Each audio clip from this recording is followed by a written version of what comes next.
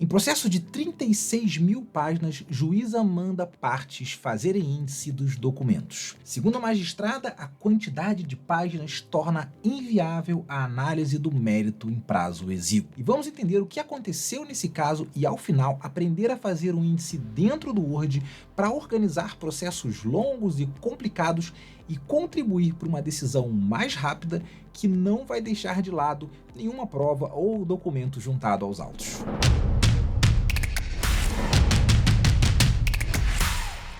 Vamos olhar então aqui a decisão na íntegra. Então a magistrada inicialmente menciona a duração razoável do processo, que a gente aprende lá na faculdade que todo advogado gostaria que isso fosse realmente um princípio efetivo na prática. A gente sabe que a coisa é muito mais complexa. Ela expõe que o feito está com 37 mil páginas, que é complexo e que isso vai tornar a análise difícil num prazo curto. Ela não fala que vai tornar a análise difícil somente, e sim num prazo curto.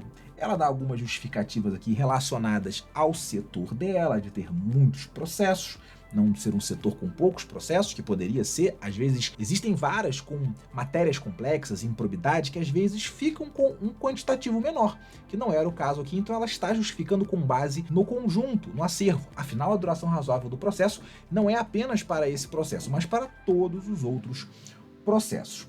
Então ela menciona outros princípios aqui, celeridade, princípio constitucional, fala da colaboração e determina que as partes apresentem então planilha relacionando todos os documentos com identificação, localização na página dos autos sob a forma de índice. A gente vai entender isso um pouquinho melhor. Ela continua mencionando aqui as questões, falando das limitações e se dirige, até que está em negrito, em sublinhado, especialmente a um dos réus, falando que ele juntou um volume, comentaram a demanda em mais de 30 mil páginas. E aqui também tem um ponto muito interessante que ela não menciona expressamente na decisão, mas eu sinto que aqui por trás tem uma pequena mensagem que a gente vai ver quando a gente for ler alguns dispositivos do CPC logo adiante. E no final ela faz uma comparação aqui com o impeachment da Dilma, que teve 13 mil páginas. Foi um processo em que muitos deputados e senadores trabalharam lá durante meses em um processo só.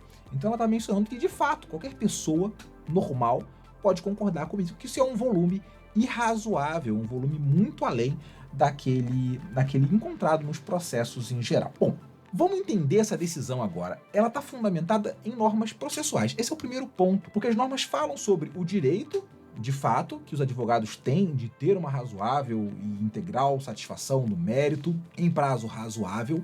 Porém, esse direito vem junto de um dever, que é o dever de boa-fé, e aí vem aquela parte destacada que ela fala do excesso de juntadas, embora ela não mencione, a gente pode supor que muitas vezes, por trás dessa prática, pode ter sim uma má-fé de causar um tumulto processual. Então, quando a juíza determina isso, antes da gente julgar o que ela está determinando, disso ser um capricho, ela está não só assegurando a duração razoável do processo, como inclusive, de certa forma, velando por essa questão da boa-fé, inclusive com relação a outra parte, que não tem nada a ver com isso, que também quer ter a satisfação integral e rápida do mérito, que não juntou esse volume de documentos e que pode, tá? Não estou dizendo que é o caso, mas pode estar sendo prejudicada pela outra parte. Então, em vez dela se manifestar dizendo expressamente que isso é má fé, ela simplesmente disse: olha, tudo bem, legal, você juntou um monte de páginas, então você trate de organizá-las. Esse ônus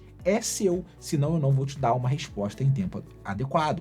E por mais que essa parte queira esse tumulto e fale assim: não, eu não vou organizar porque para mim é benéfico isso, vamos supor que esse seja o caso, a outra parte pode substituir e se imbuir desse ônus porque ela tem o interesse. E isso, para quem já assistiu o meu vídeo de reciprocidade, vai trazer toda essa reciprocidade para outra parte, que vai dizer assim: olha, não fui eu que juntei, juiz, mas como eu tenho interesse, como o meu cliente tem a razão e como eu quero que esse processo acabe, eu vou assumir essa responsabilidade e vou fazer. Olha que interessante, como a visão muda desse litígio. Já falei sobre essa questão.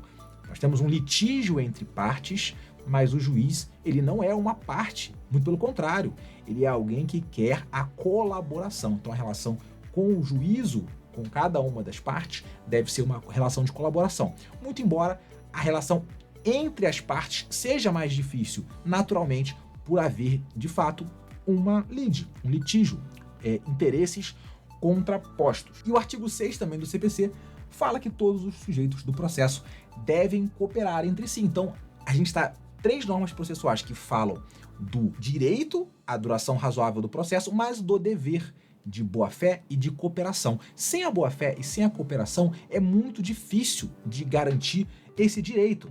É como a gente tem aquele ditado, para cada direito, um dever. E aí é importante ressaltar que a juíza ela não se eximiu de julgar, ela não disse eu não vou julgar, ela não disse extraiam-se as peças dos autos, ela disse eu vou julgar. Só que com esse volume é humanamente impossível que isso aconteça de maneira rápida.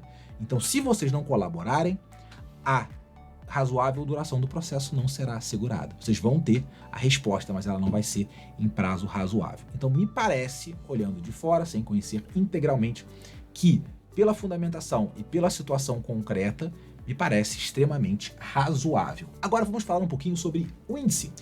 O que é um índice? Quem aqui fez monografia na faculdade sabe o que é um índice, um sumário. Geralmente esse sumário tá para organizar um mesmo documento, um sumário de um livro, um sumário de uma monografia, um índice de uma monografia. Mas qual é a função do sumário? Dentro da tipografia jurídica, a gente chama o índice ou o sumário de uma ferramenta de navegabilidade. A navegabilidade é aquela qualidade de um documento ou de qualquer coisa que se relaciona a encontrar alguma coisa rapidamente. Para pensar, uma juíza está diante de 36 mil páginas, não há 36 mil páginas igualmente importantes. Na hora de julgar, ela vai recorrer à leitura das peças fundamentais. Não existe uma leitura linear. Eu, quando vou fazer as minhas minutas, eu trabalho como assessor na Justiça Federal aqui do Rio de Janeiro há 13 anos, a primeira coisa que eu faço quando aparece aquela árvore do EPROC, com todas as etapas do processo, eu vou colocando estrelinhas, eu vou abrindo uma a uma e colocando estrelinhas nas peças importantes. Existem peças que são irrelevantes ao processo, existem certidões, existem decisões que aconteceram no curso do processo que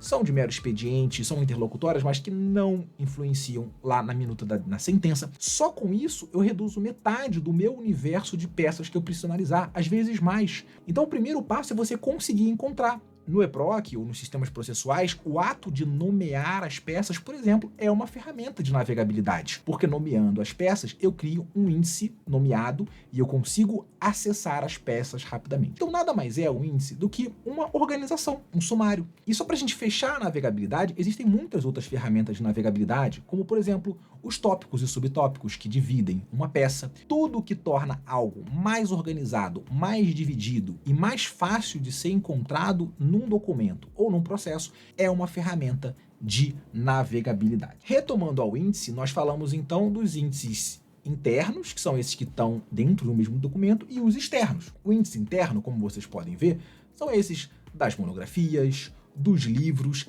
E para peças jurídicas, quando que eles vão ser úteis?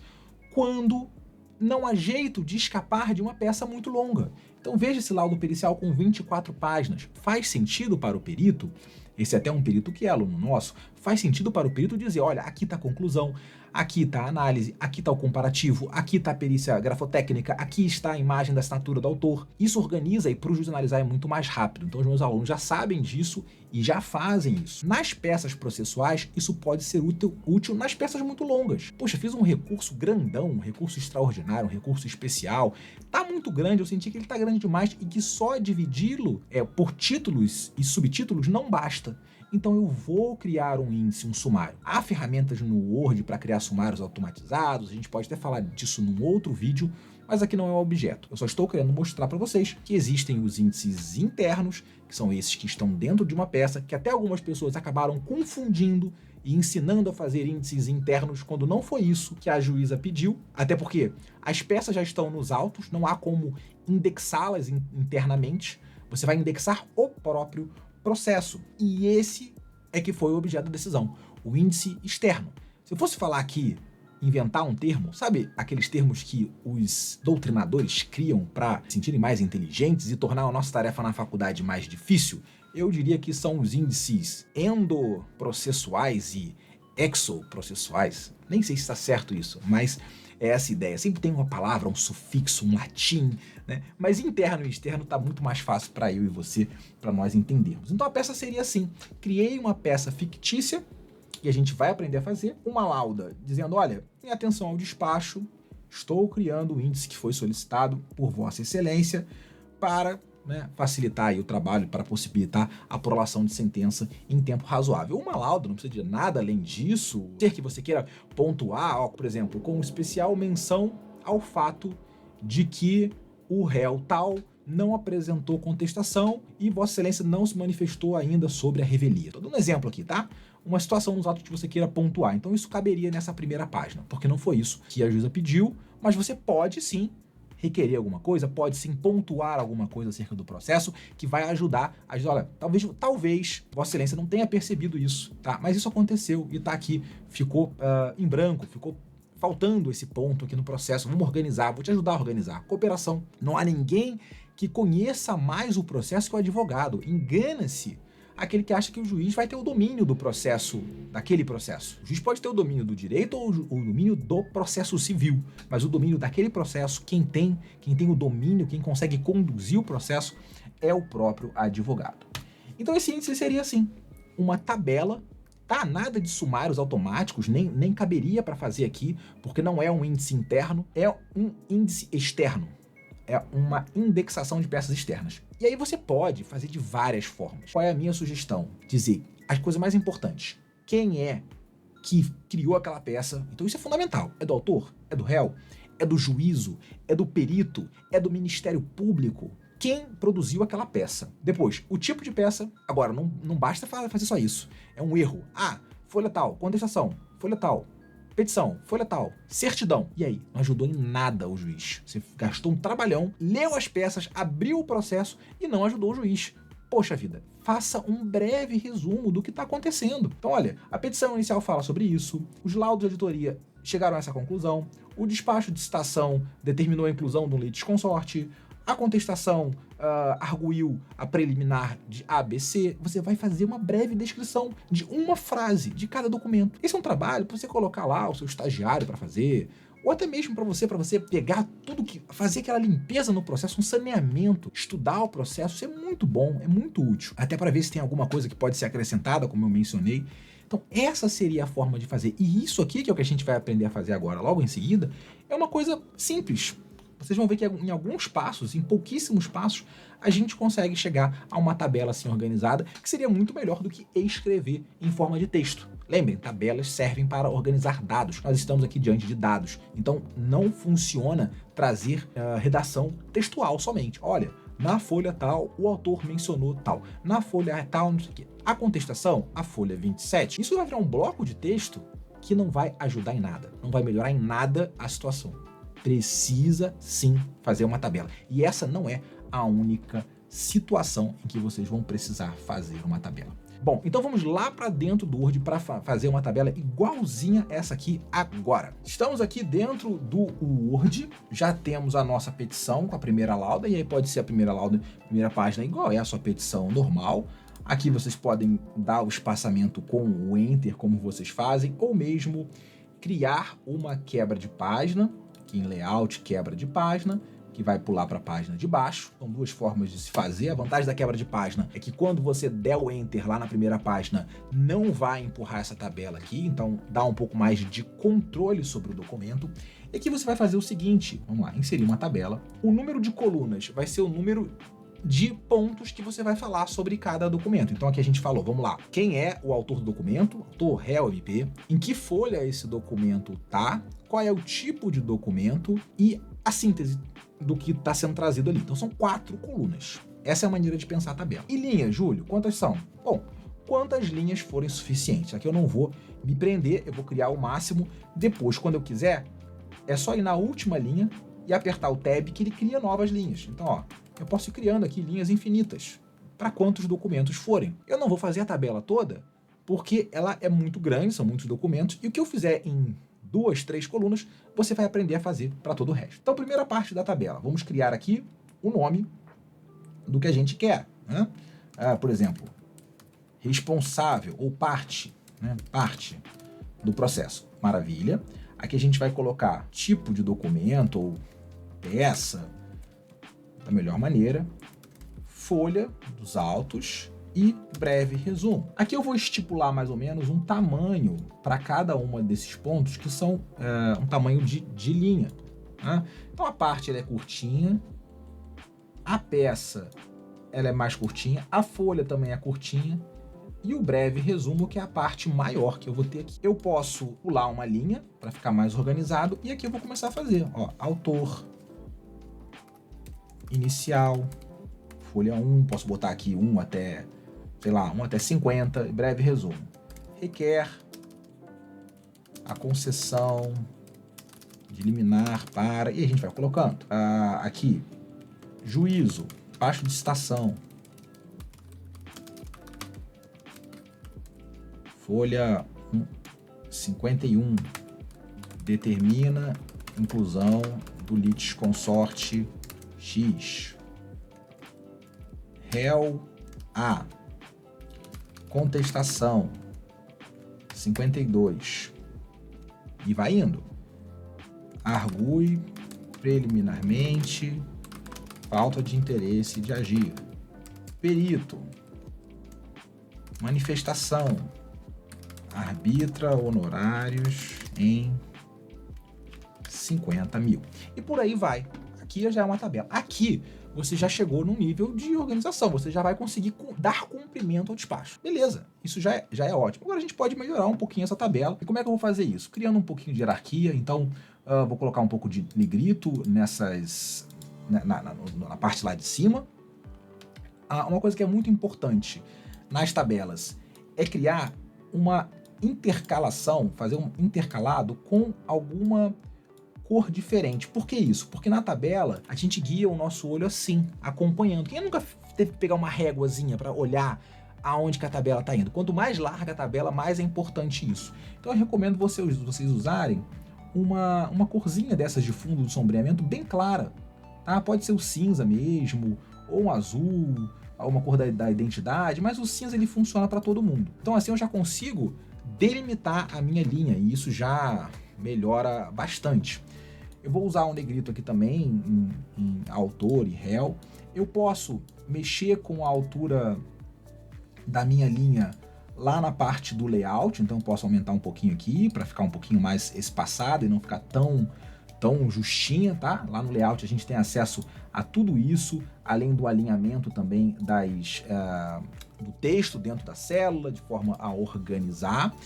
E o toque final que a gente tem é trabalhar com as linhas, com as bordas, tá? Que são essas linhazinhas que, no meu ver, quando você deixa todas elas ativadas, a tabela fica um pouquinho menos organizada, um pouquinho menos esteticamente agradável. Então você vai lá nessa ferramenta lá de parágrafo, lá no início, e coloca aqui, ó, sem borda, tá? Então você vai ter essa estética mais limpa. E aí, para não ficar sem nenhuma borda, você pode colocar a borda somente onde você quer. Então eu vou te criar uma borda horizontal para dividir os meus títulos e uma vertical para dividir quem são as partes. Então vamos lá, ó. Eu vou selecionar todas as minhas células da direita e vou criar uma borda à direita. Borda à direita. Então olha como é que já ficou bem melhor. E agora eu vou fazer em cima e vou criar uma borda horizontal abaixo. Borda inferior. E pronto. Nós já temos aquela tabela exatamente como ela foi solicitada, com muita organização. E aí é óbvio, à medida que essa tabela for crescendo, eu posso ter outros artifícios para criar destaques. Vamos supor, eu posso criar um negrito, que é uma ferramenta super funcional, nas peças mais importantes.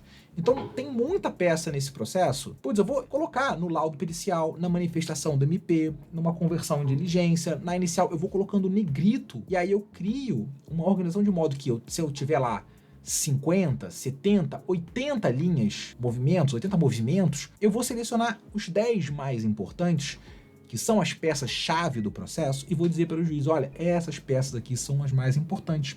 E você ainda pode fazer isso de uma maneira estratégica para colocar aquelas peças que são mais importantes para o juiz, sim, mas para você também, para o seu cliente. Porque A atuação do advogado, ela naturalmente é parcial e ela deve ser enviesada. Ela não pode ser nem falsa, nem induzir o juiz a erro, nem omitir algum dado, mas dentro do processo ela pode sim dar ênfase àquelas peças que são mais interessantes para o seu cliente. Até porque todas as peças estão lá e o juiz tem o dever de vê-las, naturalmente. Você vai simplesmente chamar a atenção, fazer, olha, eu estou aqui fazendo o que o senhor me pediu, fazendo o que Vossa Excelência pediu, colocando aqui todos os dados organizados e estou dando ênfase naqueles documentos que comprovam que o meu cliente não é culpado, que o meu cliente isso, que o réu é culpado, que o réu fraudou, não fraudou. Você vai fazer essa concatenação para mostrar tudo o que você fez no trabalho. E aí você junta isso com aquele meu outro vídeo que eu vou deixar aqui no final desse vídeo para você assistir, sobre o aumento dos honorários. E se o advogado desse processo estiver aqui assistindo esse vídeo, eu tenho certeza que ele vai fazer esse processo, vai fazer essa petição. No final ele vai requerer a majoração dos honorários com base lá no artigo 85 do CPC, que fala sobre o grau de zelo do profissional e sobre o trabalho realizado nos autos, que influenciam naquela fixação do quantum de honorários entre 10% e 20%. Bem, então aprendemos aqui a fazer um índice. Agora eu te convido a assistir os outros vídeos do canal que vão ficar por aqui. Te agradeço pela atenção e até a próxima.